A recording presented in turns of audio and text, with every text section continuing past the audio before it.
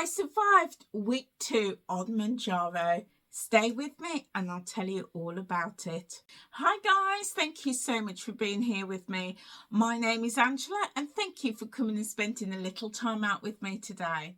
For the past 5 years and 11 months, I've been on a weight loss journey and I've been very successful on it. I have lost, prior to the last 2 weeks, 9.5 stone.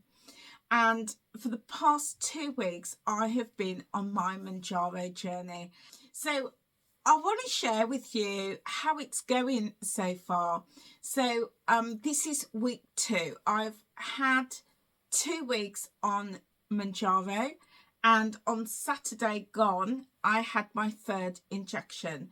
So I take my medication on Saturday and then I weigh in on the same day on Saturday. So I'll tell you how much weight I lost, or maybe I didn't lose, maybe I'd stay the same. I'll tell you my results shortly. So, but first I want to share with you my side effects and also some of the benefits that I've seen the past 2 weeks.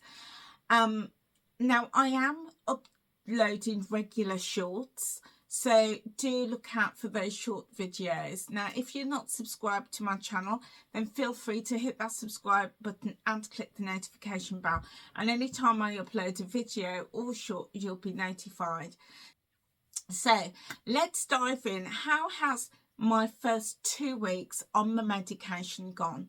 So the first week I didn't really notice any major side effects that people in the weight loss community have been speaking about, but I did have side effects, and I had a major side effect, but that was related to my diabetes, and it's just about me learning how to manage my diabetes whilst on this medication.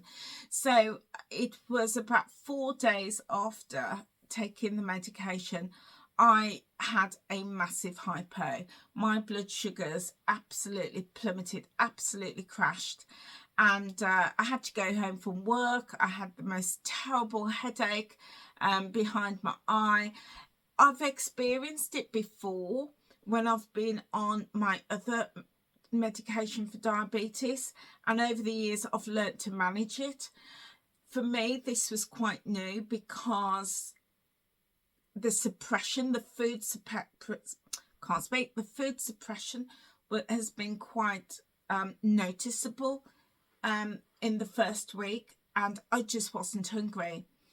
And I eat small amounts anyway because I'm a mindful eater. I also do intermittent fasting, so I'm very mindful, and I eat small portions anyway. So my portions had reduced even less. So I had a diabetic crash. I wouldn't necessarily, well, it is and it isn't, because my appetite has been severely reduced. I hadn't been eating enough, and that was it. I hadn't been eating enough. So it's unfair to say that it was caused by the medication. It was caused, in my opinion, because of my lack of awareness. Other side effects that I've been getting, which again I'm hearing quite a lot of in the community, for me, the burps. Oh my days, lots and lots of burping. And now I must stress, I'm not a medical professional, okay, but to me, I feel like I'm getting a lot of burping because the food is taking a lot longer to digest in the stomach, which is the whole point of the medication.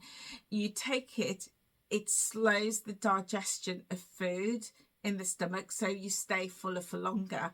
So because it's slowly passing through, it's staying in the stomach for longer, you get a buildup of gases, and that's causing the burping. So the way that I've been dealing with that is taking, or rather drinking peppermint tea. Age-old thing, peppermint tea is really good for settling the stomach, but also ginger. Ginger is also really good. So this past week I did a couple of shorts and I did talk about using those products, and I did find a really good product in Lidl. It's a ginger cordial, and I've just been drinking that and replacing it instead of tea. So normally in the day at work I would have, you know, 4 or 5 cups of tea. I've just been having hot water with a little drop of that in, and it's just settling my stomach really well. So yeah, so that has been a side effect of taking Manjaro. Now, it's not all doom and gloom. There has been a lot of positives as well. And a couple of positives that I want to share with you is this week I've been waking up and I have a clarity in my head. I haven't got that brain fog when I wake up or as I'm getting ready for the day, or even throughout the day. I seem to have a clarity of mind, which is really interesting because as somebody who's done intermittent fasting, there is a lot of research about a process called autophagy. I think I've said that right, autophagy. And that is when because you're giving your body a rest from digesting food, your cells are able to renew and work effectively. And one of the impacts of that can be clarity of thought and mind. I'm not a medical professional, so if you're interested to find out more, definitely check it out. Check out Dr. Minzy Peltz and Dr. Jason Fung, and they're almost like, you know, the pioneers of intermittent fasting at you know, as it stands. So do check them out. But I've noticed that. I've just noticed this clarity, and the brain fog isn't as intense. Other things that I've noticed is I feel so energized, really feel like I'm leaping and bounding with loads of energy. I'm waking up feeling really refreshed at 5:30 in the morning. I'm feeling more energized getting out of bed. It's not that dragging myself out of bed feeling. I just feel so much better in myself. So yeah, and again from the research that I've done around intermittent fasting, and I know that this isn't intermittent fasting, but it's a similar principle, because my body isn't working to digest the bulk of food that I used to eat, then my digestive system is working less hard. It's not working as hard, but also my body is drawing on the fat cells for energy. So again, it's that process of cleaning everything up. And yeah, I feel really good. I feel really good. And this is only 2 weeks in. So imagine when we get further down the line. So I'm really pleased with that. Another really important impact that I've noticed is the suppression. On my first week, I noticed within a few days, I was feeling really suppressed, wasn't feeling hungry at all, but still could eat and was enjoying my food. Second week, I still pretty much felt the same, but I was more conscious of it. But yeah, there was suppression, and I was eating regularly. I had my 3rd injection yesterday, and I've noticed it stepped up even more. That all of that noise around food, and wanting and feeling hungry and wanting to eat, gone. Well, I no, that's not correct to say it's gone, but it's a lot less. It's even less. So yesterday I was out and about. I had loads of appointments with the opticians and all sorts of things going on yesterday. So I was out and about, had a busy day. And normally when I'm out and about, I would nip by, pick up a sandwich, pick up a Greggs, something like that. And I kept walking past and I was thinking, something in my head kept saying, because it's, you know, it's the habits. And the habit was, yeah, nip into Greggs or nip into Tesco's and get something whilst you're out and about. And I actually walked to Greggs and I looked in and I just thought, no, not hungry. And then I thought, I'll nip into Tesco's, and I had to go into Tesco's anyway. And I was walking past like this sandwich counter, I was walking past all the treats and all the stuff. Didn't want them. And I just thought that was really interesting. And I got home and I had to force myself to eat because I just wasn't hungry. And so I'm really interested to see how that is going to affect my blood glucose levels, because I'm moving a lot more, I'm feeling lighter, and I'm not eating as much food. My body is turning to the fat stores for energy. So I'm really going to be excited to see how that impacts my blood glucose levels. So if you're type 2 diabetic, you want to see that, then hit that subscribe button and click the notification bell, and as I upload, because I will upload a video on it, then you'll be the first to know. So the suppression has been even more noticeable. Now, interestingly, today I had the family over for dinner today, and I cooked this, well, I cooked and prepared a 3-course meal. And I thought to myself, it's going to be interesting to see how I deal with that. So I cooked the starters. I didn't have any. They ate and they enjoyed it. I didn't have any. Didn't want it because I thought, I'm not hungry, because I want to enjoy my main meal. And the main meal was my Caribbean favourite. It was curry goat and rice and peas with plantain and sweet potatoes. Oh my days, I loved it. Now, it was interesting because, you know, the family, they polished it off, and I served myself just a tiny little bit. I thought, I'm just literally going to have a spoonful of everything, because I want to be able to still enjoy food with my family, and especially the foods that I love.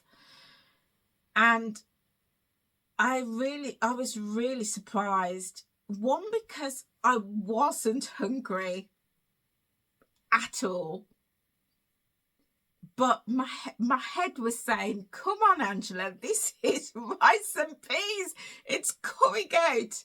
What do you mean you're not hungry, girl? So my head was saying, come on, have some. And I just thought it was interesting, because I never want to get to a point where I don't enjoy food, because I really truly believe that food is there to be enjoyed, especially with family and friends. So I don't ever want to get to a point on this journey where I don't enjoy food. So yeah, it was interesting. Suppression is real. I'm entering my 3rd week. I've had 3 injections and the suppression is real. And as I keep stressing, for me, this is about getting my type 2 diabetes in control. So I do need to speak to my diabetic nurse to see where I go in terms of whether I should go up to the next level or not. It may be that, you know, after speaking to them and after getting some advice, I might just choose to stay at 2.5 rather than going up to the next level, which is 5 milligrams. Because with 5 milligrams, it may increase the suppression, it may not. You know, just increasing, from my research, increasing the your milligrams doesn't necessarily mean increased weight loss. So I need to have that conversation. So yeah, the suppression is real. I'm feeling very energized. The brain fog is lifting. I feel much clearer in my mind. And there has been a day where my joints wasn't as swollen, it wasn't as painful. But then the next day, the weather changed and my arthritis was really bad, and I literally couldn't bend my knee. So yeah, it's you know, it's not a cure. The medication, it's not a cure for everything. So, you know, it can help with the weight loss, and hopefully it's going to help with type 2 diabetes, but it's not a cure, you know. So yeah, it's I can't expect it to miraculously sort my leg out or my knee, but I know that losing even more weight can just take that pressure off. But the arthritis is there in the joints anyway, so even when I lose all my weight, I will still suffer with my joints. So it's just being realistic. So far so good on the journey. I'm really pleased with my progress so far, and everything is going tickety boo at the moment. So I had my weigh-in. So on week 1, which was last week, I shared with you that I lost 5 pounds. And then I had a weigh-in on Saturday, which was my second weigh-in, and I lost 2.1 pounds. So 7 pounds, 7.1 pounds in 2 weeks. So yeah, interesting.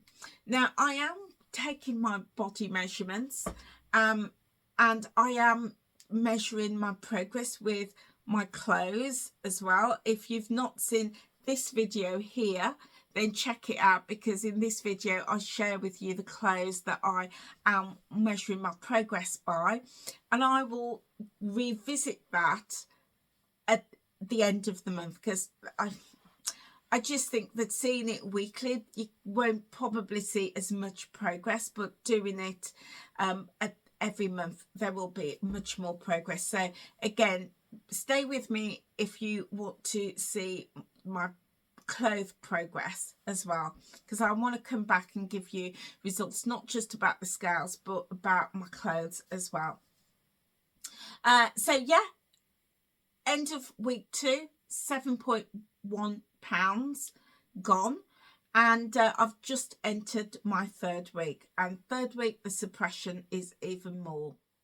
So guys, something else I wanted to share with you. I'm dead excited to share this with you. So as you know, if you followed me before, you know that I always talk about the scales is only one measure of success, and it's actually killing me to weigh weekly at the moment. Yeah, and in this video here I share with you how weighing and the thought of weighing frequently was messing with my mindset, and I think I've gotten over that blip, and my intention is to weigh just once a week and to check my progress out with my clothes.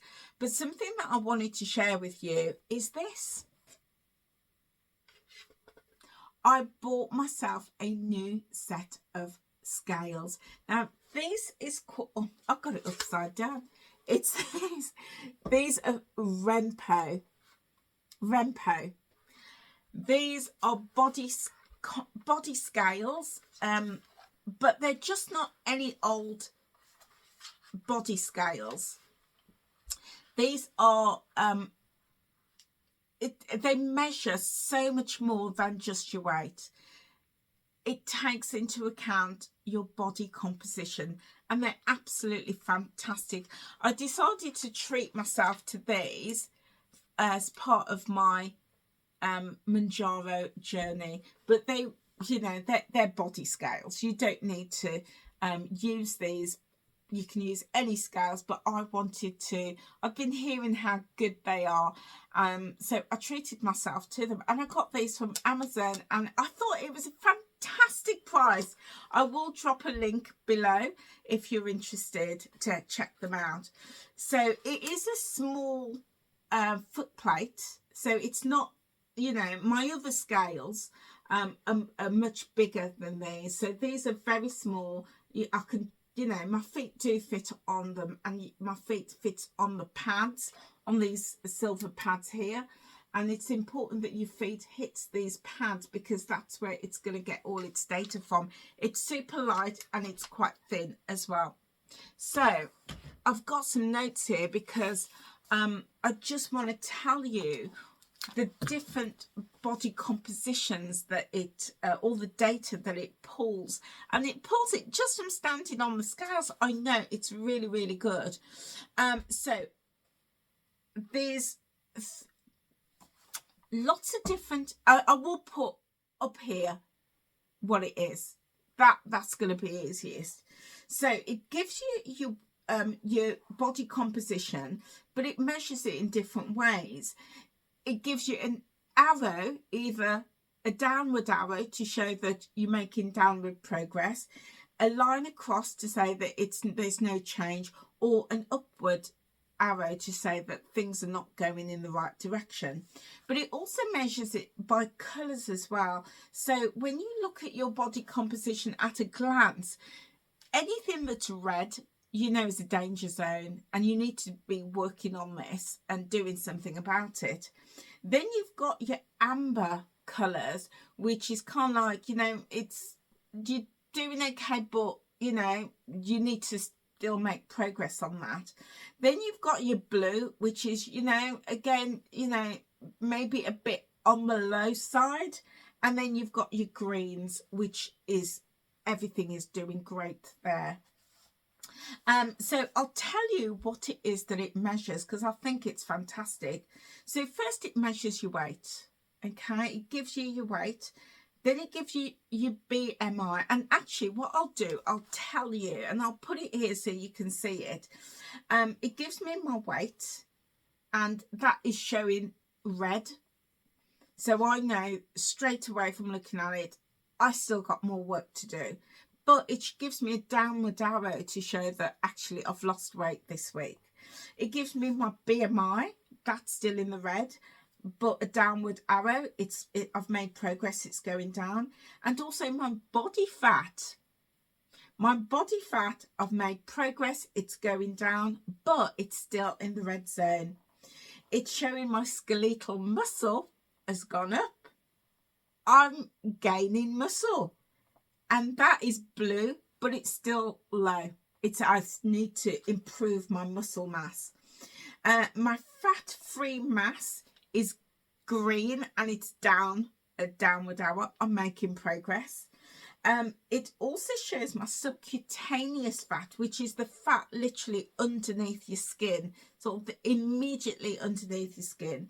Now that has gone down this week, but it's amber, which is good because it's not red. It's not red. My visceral fat is red. Now, I'm going to come back to the visceral fat, actually. It shows my body water is blue, but it's increased. My water is increased because I'm, you know, the more water you're drinking, it's, you know, increasing, but it's blue. It's low. I need to increase that. My muscle mass is green. I'm doing well with my muscle mass. And my bone mass is also green, so I'm doing well with that. And that's upward. my protein, and that's not about the protein that you're eating, it's the protein that is made up within your body, that is it's increased, but it's still low. It's low because it's blue. Now it's saying my BMR, which is my a basal metabolic rate, and that's the rate that you're burning calories, I believe, I think it is, and that's amber, so it's in the middle, you know, so it's not in the danger zone, it's not in the green zone. There's work I can do, but it's amber. And my metabolic age, it's put me at 64. I know. Now it's not too bad. I'm 57 at the moment, 58 in a couple of months. So 6 years. So it's not too bad, but I would like to get that metabolic age down. I'd like it to be nearer to my actual age. So it's amber, so it's not in the red zone, which is good.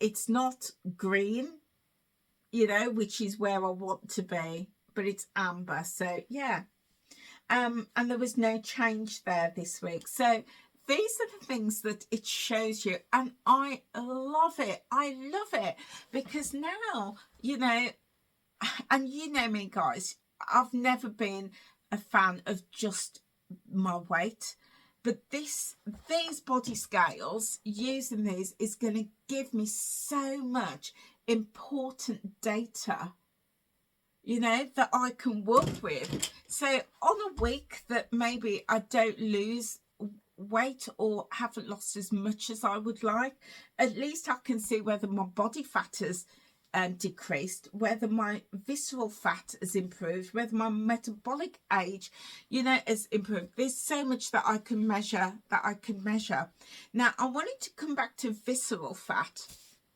So visceral fat is the fat, let me just, if I could show you. So visceral fat is this is the fat on the tummy, and just, you know, this in the cavity above the ribs.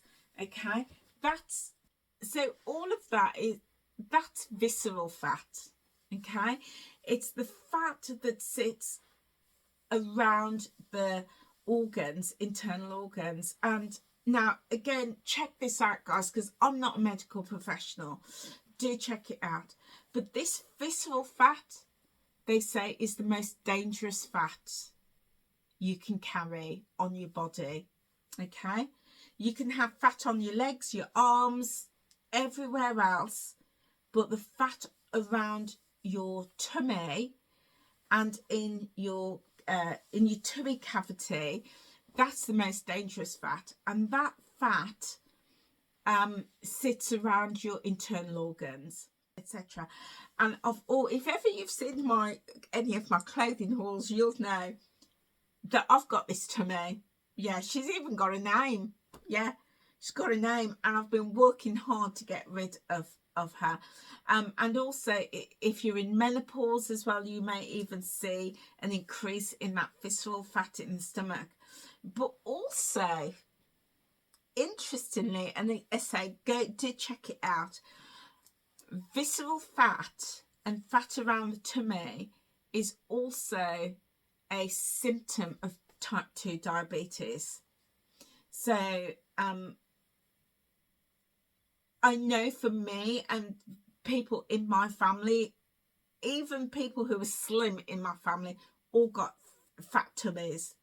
And I think years ago, I remember my GP said that one of the ways, other than blood tests and all of that, is, and in fact, they used to have a poster up in like the diabetic clinics and in my GP surgery, is that if you had a large tummy over, or a waist over a certain size, that could be used as an indicator of type 2 diabetes, because, you know, it just tells the medical professional so much if you've got this visceral fat around your tummy. I've got a lot of visceral fat around my tummy. That's why I've got a problem with type 2 diabetes and need to do something about it. And I often joke, I joke with my daughter-in-law, I say, I'd be thin as a rake if it wasn't for my tummy. I've got quite a fat tummy. So I just wanted to share with you that on my body composition, my visceral fat is in the red zone. No surprises there. I knew that. And there was no change this week. So I need to really work hard. And you know, you can do as much stomach exercises or exercises for the core. What that'll do is just strengthen the muscle. The only way to lose this visceral fat is by diet and weight loss. So yeah, I'm very conscious of my tummy fat, of my visceral fat, and I know that it's also a contributor to my type 2 diabetes. So I'm going to be super excited, not just to see the number on the scale go down, but I'm going to be over the moon when I see my visceral fat reduce from the red zone to even at least amber, because that shows I'm really making a lot of progress. So I absolutely love these scales. Love them. So Renpo they are. And I will put a link in the description box below if you want to have a little look. And what I love about them, it just takes that focus for me. It takes the whole focus off the number on the scales, and it's given me other data to look at. And then of course, me being type 2 diabetic, I need to also be looking at my HbA1c as well on a regular basis. So there you go, guys. 2 weeks down, it's going really well. £7 off. I've got some other data that I'm making some progress in, others areas that I know I need to work on, and I'm really excited for week 3. So guys, that is it for me. I would love to know, do you use body composition scales? If so, drop them in the comments below and let me know. Are you on a Manjaro journey? How are you doing? Or if you're not on Manjaro, is this something that you're thinking you might like to explore and research a little bit more? Do let me know. And if not, then just let me know how you're doing. Yeah, give this video a thumbs up and also leave a comment. I'm going to be posting some shorts throughout the week again, just to keep connected and keep you updated. So guys, feel free to subscribe, because that's how we keep this channel alive. That's it from me, guys. Take care now. Bye.